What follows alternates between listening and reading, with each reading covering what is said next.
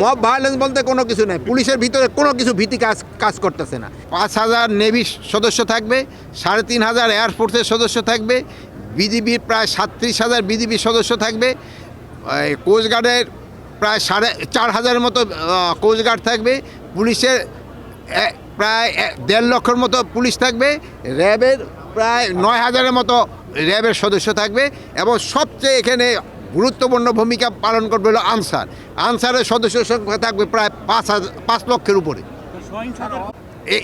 আমি তো বারবারই বলেছি, এখানে অবৈধ অস্ত্র কিন্তু প্রতিনিয়তই উদ্ধার হচ্ছে এবং নির্বাচনটা খুবই শান্তিপূর্ণভাবে হবে, উৎসবমুখরভাবে হবে, পিসফুলি হবে।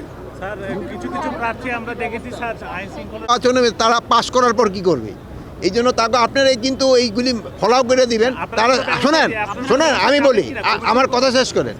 এটা যদি আপনারা ফলো করেন তবে দেখবেন তারা নিজেরাই সোজা হয়ে যাবে। কেউ যদি অশুভ আচরণ করে, এটা যদি সমাজে প্রকাশ পেয়ে যায়, সেই কিন্তু রেকটিফাই হয়ে যায়। আর যদি সে বেশি ধরনের কিছু করে, তো এই তো পাশে ব্যবস্থা আছে, ওইটার ব্যবস্থা করা। মব ভায়োলেন্স বলতে কোনো কিছু নেই, পুলিশের ভিতরে কোনো কিছু ভীতি কাজ করতেছে না।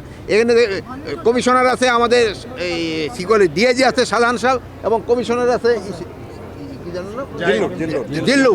এখানে কোনো দেখো এই তাকে দেখে কোনো ই করতেছি না, একেবারে ভীত মনে হচ্ছে, কোনো ভীত মনে তুই কমিশনার জিল্লুর আসো। এই যে দেখো জিল্লুর এই যে নতুন আছে থেকে র্যাব থেকে